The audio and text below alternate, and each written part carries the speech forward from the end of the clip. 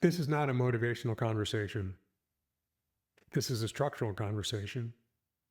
So if you find yourself on the edge of success, having a major breakthrough, and you've accomplished something significant, but yet you pull yourself back just before you finally break through to the other side, if no matter what it is that you do, you keep second guessing yourself, you keep wondering, what am I doing wrong? You keep polishing and then repolishing your program. You keep creating a launch strategy, but then you say, no, I better wait until I do this one last thing. You keep holding yourself to a level of perfection subconsciously that you'll never achieve. You think everybody else has gotten it but me. Why is it taking me so long? What's wrong with me? How come everybody else has success and will I ever make it? Is there something that I'm doing wrong? I must be doing something wrong. And that keeps you up at night endlessly.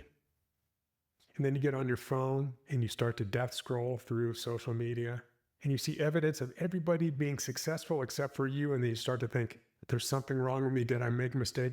How in the world did I get myself to this position? If this sounds like you, I want you to listen up. My name's Christian Raphael. I'm a medical support clinical hypnotherapist. And for well over a decade, I've been working at the intersection of nervous system regulation, identity, and subconscious mind programming. I work with high-powered entrepreneurial women who are wanting success, who have had success, who are powerful in their own right, who have achieved great things in their corporate careers or their professional careers, but yet they're getting into this area of public service in a coaching capacity, in a program capacity, and they're wondering, do I really have what it takes to do this?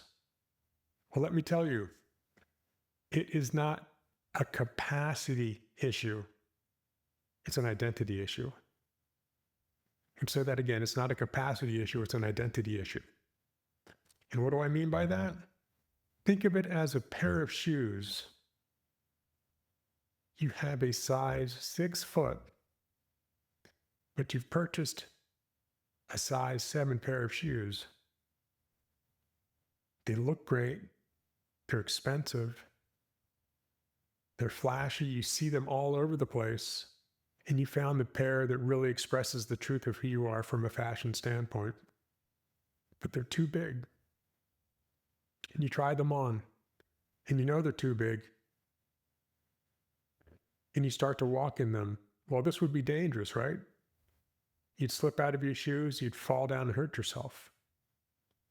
So if you think of the shoe as being capacity and your foot as being the identity, when your identity is not large enough to fill the capacity of what it is that you're desiring to do, there's going to be a mismatch. It's going to happen every time. So what do we need to do in order to fill that capacity with a more powerful, a stronger, a bolder, a bigger identity? That's where the work comes in. That's where the evolution comes in. That's where becoming a better version of yourself comes in. But here's what happens. Here's the truth of what happens there. We come up against our limiting beliefs. We think, am I really good enough? We remember the times we tried and failed to launch our program. We remember the seminars we attended, the master classes we attended, the free challenges we attended, and perhaps the coaches that we worked with earlier that maybe did not meet us at the place where we needed to be in order to succeed.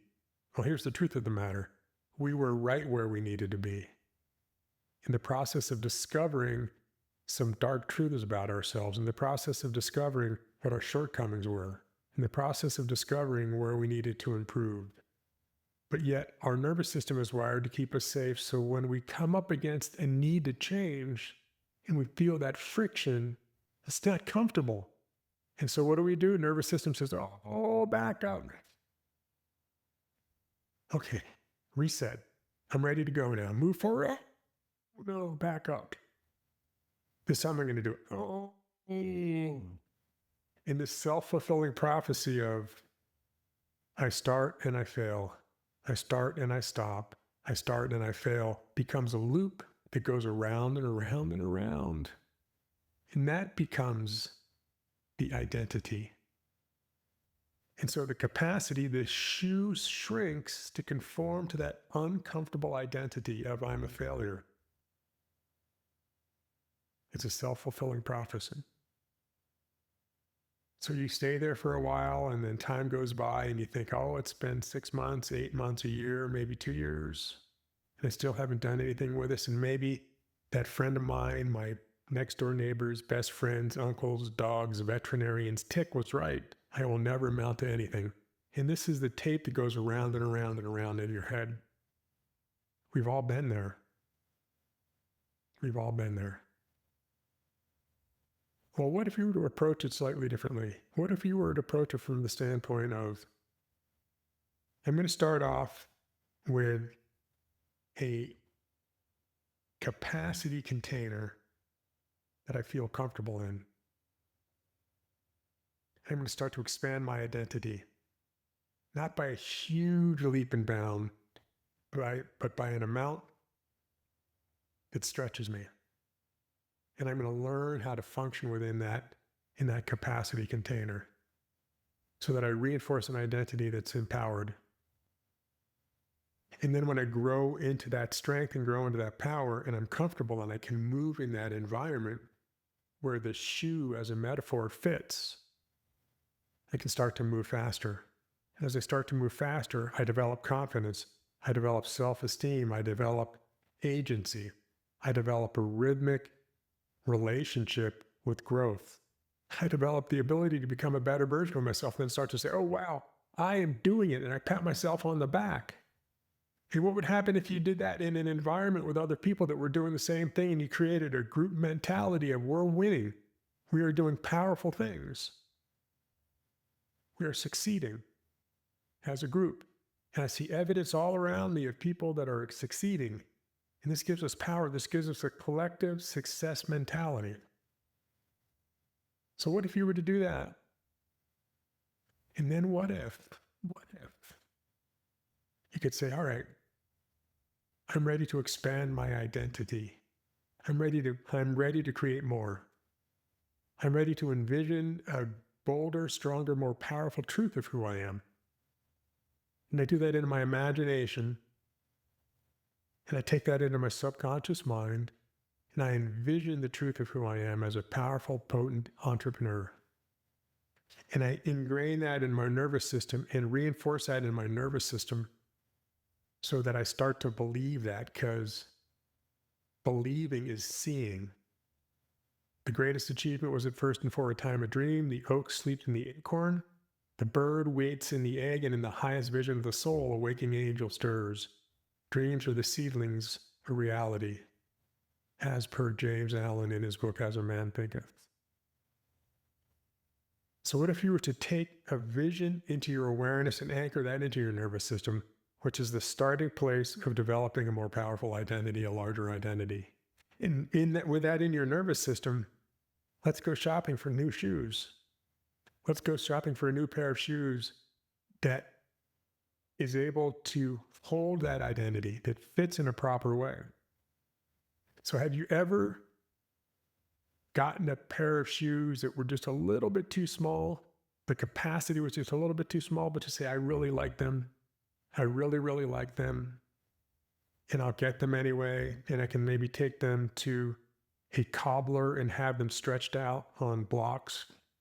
Has anybody ever done that? Am I the only one that's ever done that? I did that when I was in corporate with a beautiful pair of Ferragamos. They hurt my feet. They were never comfortable. And after attempting to wear them for 3 or 4 times and having them stretched out, I said, forget it. It's not worth it. It costs out a few $100. Think of that analogy this way. You settle for a capacity that you know is too small. And you go through the pain and discomfort knowing that maybe it's not the right fit, but you do it anyway because it's just about right. This is a mistake that many people make.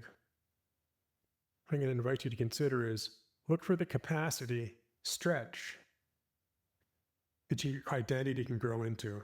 Look for the pack that's running a little bit faster than you are so that you can train. So every day is training day. As a colleague of mine said the other day, brilliant colleague, she said, the best way to learn how to do a push-up is to do a push-up. Well, what if you're training with a room full of people that are doing push-ups and you're getting that group mentality, that mind power mentality, the mastermind mentality, where you're on a mission to achieve the same thing? That is power and potency, and that rubs off. It's going to rub off on you. So what's the point of all this? The point of all of this is when you grow your identity within a container called a capacity that stretches you, you can walk into an even stronger version of yourself, and you rinse and repeat that cycle over and over and over again. And then those wins that you start to anticipate and picture in your mind become reality. So by aligning yourself in a capacity container that provides you room to grow and stretch, you're going to win long term. And by surrounding yourself in that container where there are other people that are doing the same thing, being led by a leader that has done this, you create an environment for winning. So by structuring this correctly, your identity and your capacity continue to expand, and you live more of the life that you desire to live. So let that sink into your body. Be kind, be well, be a blessing. And this is Christian Raphael. If you like this information, subscribe for more videos. And you can find me on every social media platform.